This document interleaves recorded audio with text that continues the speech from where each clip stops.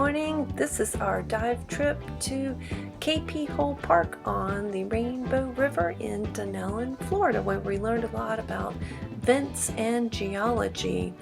In the morning we got the car all packed up and hit the road. Had some new gear I wanted to try out, some sunscreen, new camera, a Diva cup, a holder for the GoPro, and we settled down for the long ride. There were so many fields that we passed on the way to Rainbow River. We were headed to Dunellon, Florida, looking over dive emergency plans, reviewing procedures, and just kind of enjoying the beautiful day and the beautiful drive. And so we got closer and closer, and we were using Waze, and it told us we were almost there, and we pulled into the Rainbow River, so we kind of made a bit of a mistake there. It turns out that we were looking for KP Hole, but at this point we didn't realize it. We just knew we were at the Rainbow River State Park, and we walked all the way in. It's really pretty. I'd like to go back sometime. It was all paths through the trees and through all this really beautiful area, but we didn't see any snorkelers or divers or kayakers or anything like that, so we kind of wondered if we were in the wrong place. And it was beautiful. We got to see all sorts of actual limestone from Florida, and we got up to the little shack and asked what was going on, figured out we were in the wrong place, and now we went to KP Hole, which is the correct place. And we knew we were in the right place because we saw our dive partners parking and everybody getting out their gear to go diving. Luckily we brought a cart because it was a little bit of a haul around a corner to the pavilion where we were setting up. We were diving with a bunch of members of NAS Jack's Skin and Scuba Club, and a couple of them also had carts and dollies and things like that. And we didn't reserve, but we got a pavilion, and the way you get one of those is pretty much first come, first serve. And so our group leader had gotten there pretty early and started getting set up a grill, and started setting out some food. And as everybody else got there, we all got our gear assembled, figured out how much weight we would need for the fresh water, what kind of wetsuits we would need for the cold water, about 72 degrees spring temperature. Bill had his new camera. He couldn't dive that day, getting over a broken arm, but he followed us and cataloged the whole event. And here we are. We're headed down by the kayak launch. We're headed down to meet up with the pontoon boat.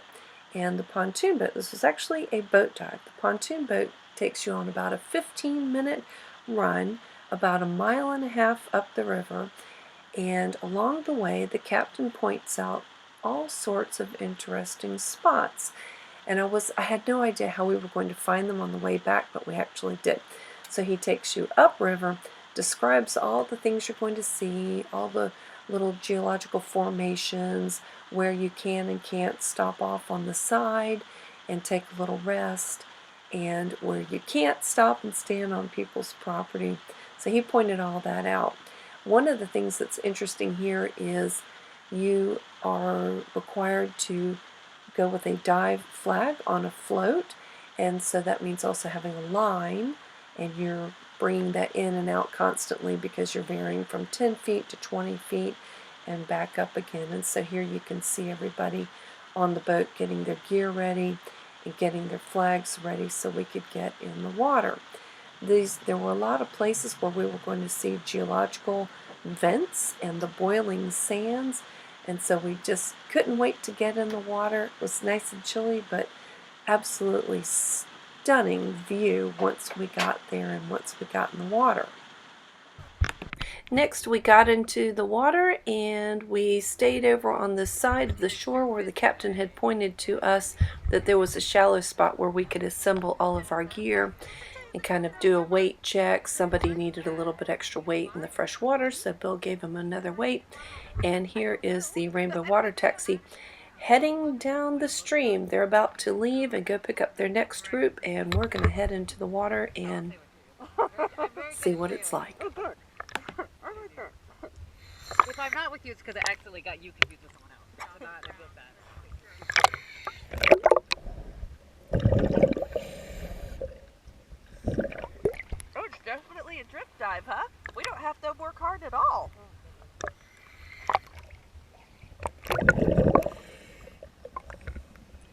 We blew our BCs and headed below the surface. Underneath, we were treated to a most spectacular view of just miles and miles of grasses and fish, and the most interesting geological formations where it looked like there were almost streets or roads in the rocks. We knew from doing our research ahead of time that Rainbow Springs is part of the Florida's fourth largest spring in terms of discharge, and it supplies water to the Rainbow River that we were diving on, and it flows south 5.7 miles from the head spring down to the Withlacoochee River. So this is the body of water that we knew that we were going to be experiencing. Rainbow Springs is the first magnitude spring group that forms the Rainbow River. The average discharge rate is 763 cubic feet per second, or 493 million gallons per day. It's one of 33 first magnitude spring systems in the state of Florida. We knew that it had been mined for phosphate in the early part of the 20th century, and I wondered if some of these formations that we were seeing had something to do with that. We also knew that it had been a tourist attraction from 1934 to 73 with glass bottom boats and mermaid shows. The spring shed or spring basin of Rainbow Springs is an area around 735 square miles, about 470,000 acres, and this is all water that when it rains on Florida, the rain hits the land surface, it's absorbed through the soil or runs off to a sinkhole or swallow, percolates and flows down into the aquifer and feeds the spring. As we dove along, we had a couple things that we had to keep control of. You are required to carry a signal marker, not a surface buoy, but more of a dive flag. And so you see everyone in here, for every two people, we've got someone with a dive flag. And because the depth was as shallow as 8 or 10 feet and then deeper down to 25 feet, we found we were constantly reeling these things in and out. And I was also working with a GoPro with a completely different handle than I had used in the past and trying to juggle both of those items in my hands, so sometimes my filming's a bit scratchy. Now we were off to find the vents, and what we were looking for was holes on the bottom with some sort of an indication that there was water flowing out of them. And here we're coming across one. We can see little bits of sand kind of moving and bubbles coming up, and it was actually a struggle to get down to these vents. Here I'm trying to hold my dive flag and the GoPro, and I can't quite swim down to it. So then Sophie's going to come give it a shot, and you'll actually be able to see the force of the spring blow her away from the opening. We saw a lot of fish and a lot of shells. At the beginning we saw some of this green growth on the bottom, and then later on we saw more and more and more grass. We were looking for these vents, and they were here and there, and every once in a while we had to pop up and actually look for the landmarks that we had noticed when we were on the boat to see if where we thought we were and if we were close to one of the spots. So I think we popped up out of the water and looked around to get our bearings probably 5 or 6 times actually over the course of the entire dive. It was very unusual to do that in a dive. There were some areas that were shallow enough that we could snorkel in, and then in a little bit we would get to a deeper area. The one thing that was really strange was seeing kayaks from underwater. I had never seen them when I was diving, and they just looked really odd going through the water. The other thing was occasionally the line to my dive float would touch me and make me think that there was something behind me, and that was a bit an odd feeling. Another strange thing was when the cormorants would swim past us, and I didn't get any videos of that, but that was really weird. They would just go streaking past you, this black bullet-shaped thing. The grasses are just beautiful, and here we are coming up to one of these really unusual spots where looks like the sand is actually boiling. We could see from above that it was going to look like that. And we got down there, and you just can't resist touching it. It's just the strangest looking thing. Like somebody has put the sand on the stove and they're boiling it, and you don't know what's in there, what's under there, how far does it go, how deep is it. It's just a really bizarre and strange feeling. Some of the vents that we came to had so much flow coming out of them I couldn't even really swim toward them and get a decent picture. You could see that fish really struggling to approach the entrance and then just get blown off to the side. I'm not sure any of us had been on such a strange dive where we kept popping up and talking to each other and checking in with our snorkelers to see where we wanted to go next. I'm just admiring the setup there with the canoes and the... Oh, that's the spot where they use for the classes? That's all light? Let's go over there. You think we can make it? Here comes your Aunt Inga friend. Yeah, we may not be able to kick our way over there, but... Well, there was like that one current, Yeah. and it really got me. Yeah. That was weird too, because it was warmer. Did you notice? Yes, I was feeling the thermoclines. Like, that's like weirdly warmer. Yeah, I thought it would be colder, but... All right, so we get it. I am getting a little chilly, but let's Are go you? down. I've got gloves if you need. All right, so we're gonna chug over. And we're going to try. Uh-huh. We may not chug over.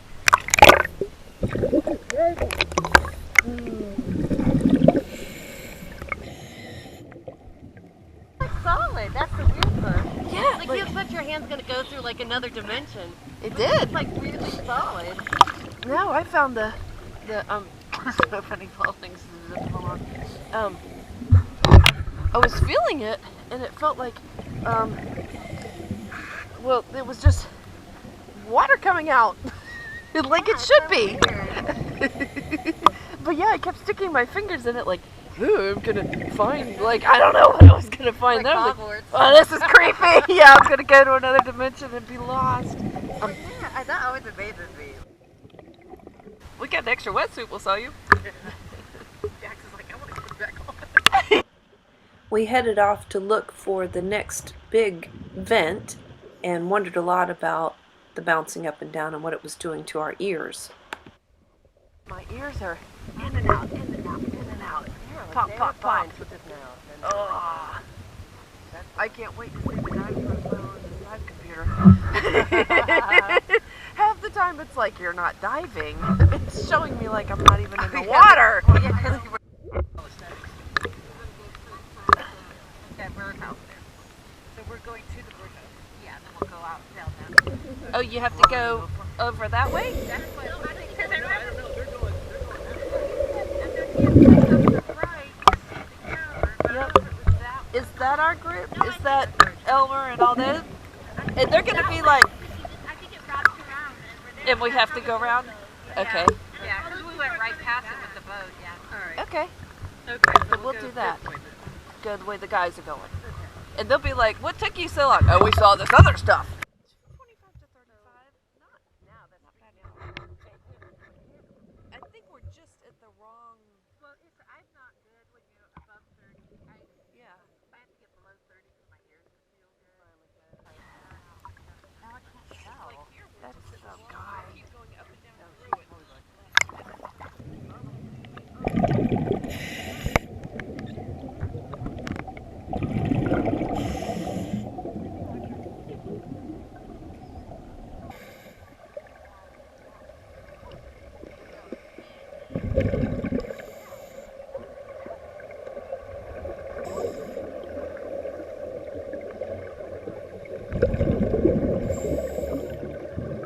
Here we came across another one of the vents that actually you could crawl in there. There was a cavern in there. It's hard to show because I had trouble swimming up to it because of the velocity of the water coming out.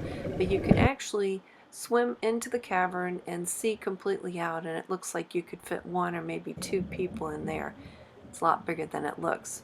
You can see all of the sand and little particles being blown away from it. And one of the really cool things about diving at the Rainbow River was that sunlight filtering down.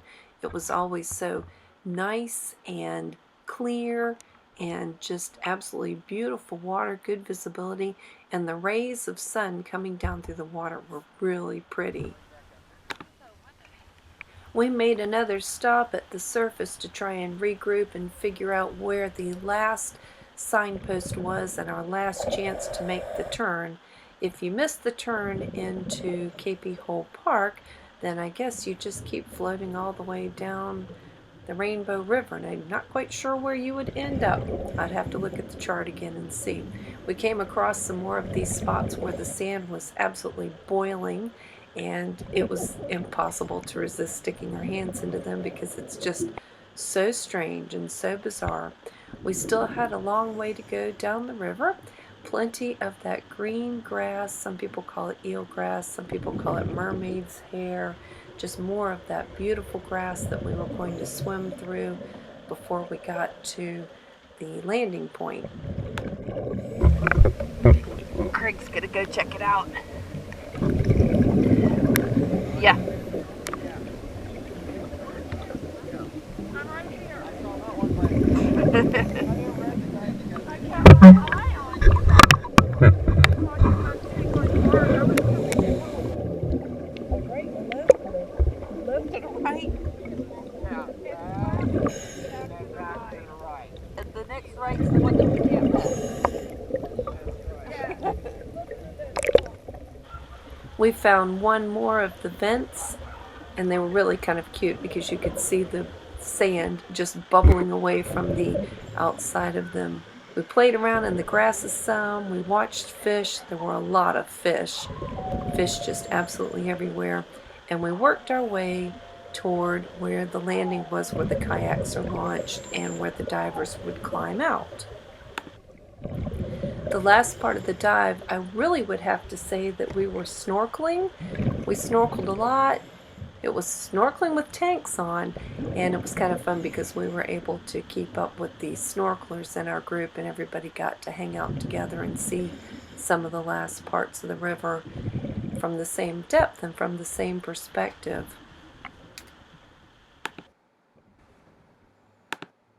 In all, the dive was an hour and a half long, but 30 minutes of that was time that we spent above the water. We took a 20-minute break at the spot where the classes like to stop, and we also took a couple 2- and 3-minute breaks here and there in other locations along the way. Along the course of the hour and a half long dive, we popped our heads up lots of times to look and see where we wanted to go next, because depth wasn't a problem. We were diving pretty shallow, and there were a lot of turns and a lot of landmarks that we had been shown where to look for different vents and different caverns.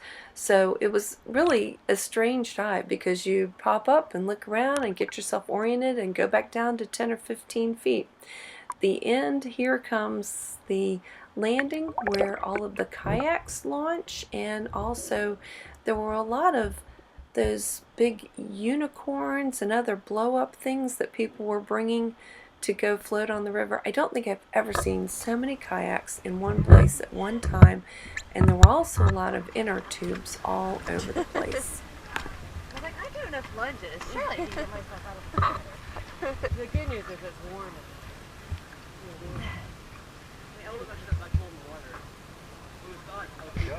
It was really interesting. There was nothing like seeing birds underwater. What's that? Birds underwater. Oh, really? Yes. They look so silly, yes. Awesome. They look so strange. Some of the guys saw a snake. I didn't see the snake. And we saw a lot of the vents. The vents were fascinating. It was really neat. Here comes a big pink flamingo. It was really interesting. Flamingo. Come on, big pink flamingos like to get in the water, I guess. We all pretty much stuck together too. We stopped a couple spots where it was really shallow. They saw some turtles. It was interesting seeing the boats from underneath.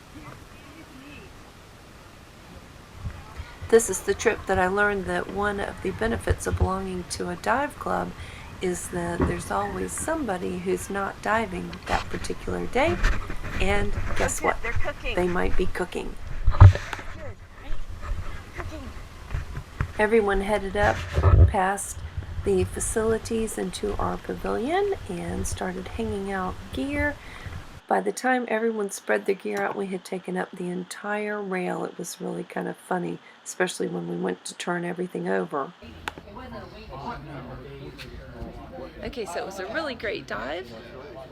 It was an hour-and-a-half long dive, and I was using the IT Cosmetics Concealer, and after an hour and a half of diving, it's still on. That's pretty good. You've got to admit that's really good concealer if it can last an hour and a half of diving. So even though it was really meant for under the eye, I used it to conceal a couple spots for this time of the month, and as far as I know, the Diva Cup worked great. I don't know any otherwise. And of course, Stream to See, no problem.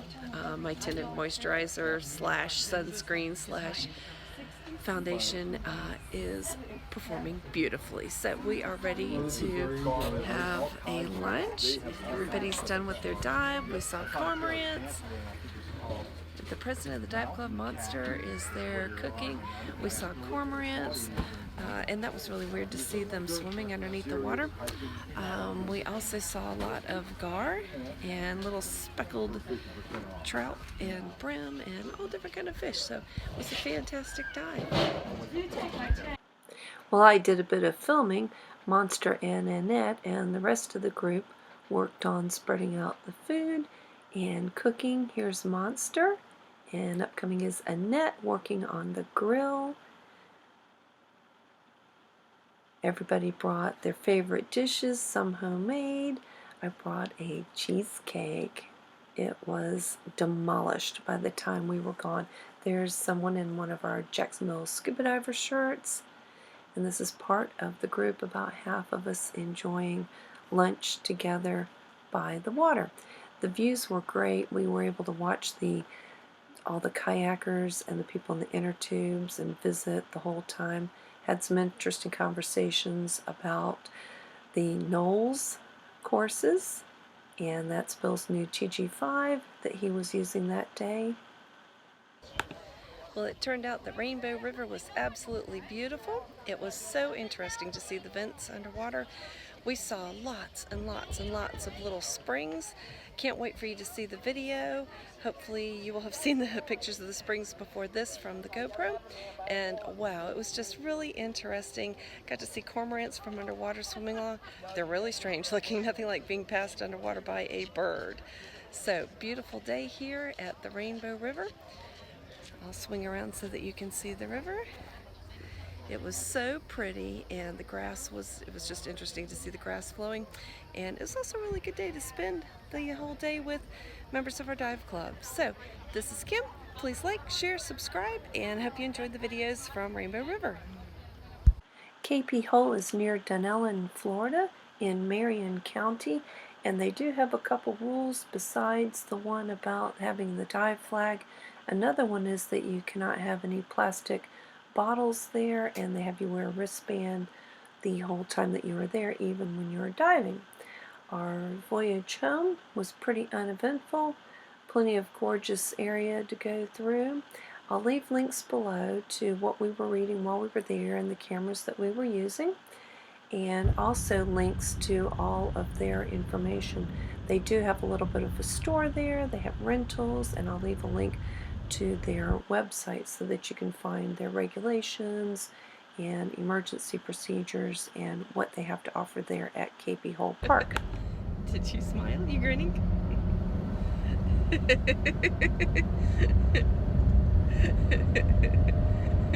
Oh gosh. Okay, so what we learned about this dive.